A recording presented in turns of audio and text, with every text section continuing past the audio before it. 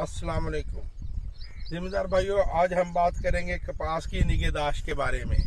ये जिस कपास में आज हम खड़े हैं ये CKC 6 है और ये 80 दिन पहले है। पिछली वीडियो में हमने आपको कपास की निगहदाश्त के बारे में बताया था। आप देख रहे हैं, मैं हूं शाह हसन गिलानी और आप देख रहे हैं अल सैयद फार्म।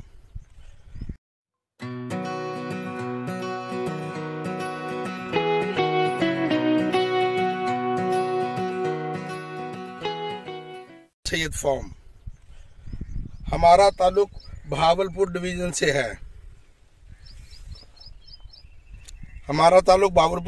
से है।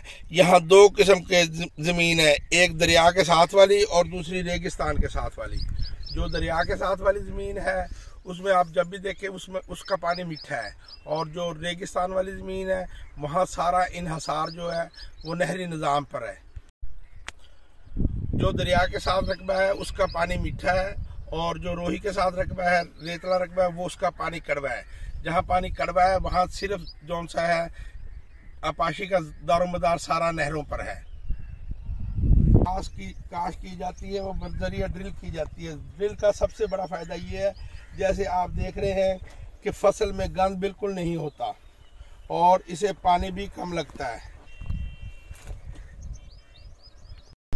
ये देखें, यहाँ जितनी भी बिजाई होती है ना, या गंदम के बाद होती है या राय के बाद होती है, क्योंकि यहाँ नहरी निज़ाम है। जब बंदी ख़त्म होती है फिर वो पानी आता है, फिर रौनी करते हैं और रौनी के बाद ये ज़मीन में फसल काश करते हैं।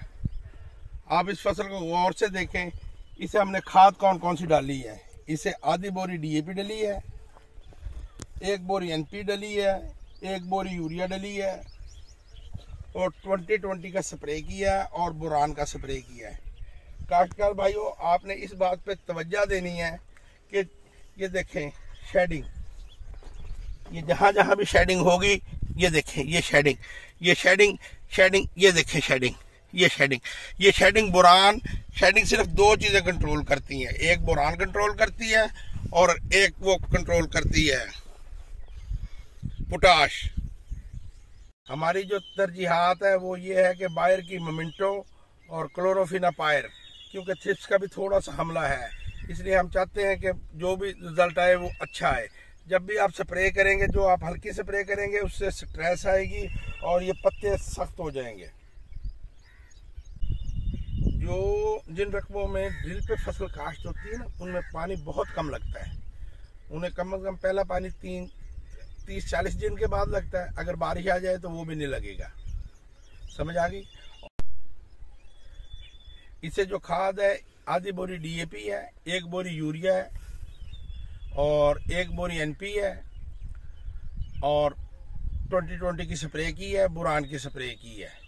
अब हमारा इरादा है कि इसे कैन गुआरा की, इसी पानी पे कैन गुआरा की एक एक खाद की बोरी डाली जाए, क्योंकि जब गर्मी ज़्यादा होती है तो यूरिया जो सी है वो हवा में ज़्यादा ज़ाया हो जाती है।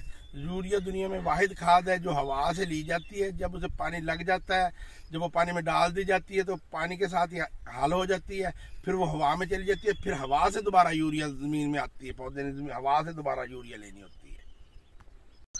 अब हम तज्जिया करेंगे CKC 6 का और CKC 3 का। ये CKC 6 है, इसने यहाँ से फल लेना शुरू किया है, यहाँ से तकरीबन 1 फुट ऊपर से। अब हम जब जाएंगे CKC 3 में तो फिर उसे देखेंगे कि उसने फल कहाँ से लेना शुरू किया है। वो एज में भी इससे तकरीबन 20 दिन कम है, छोटी है। ये देखिए, अब हम अपने दूसरे फील्ड में आ गए हैं। ये वैरायटी है CKC 3।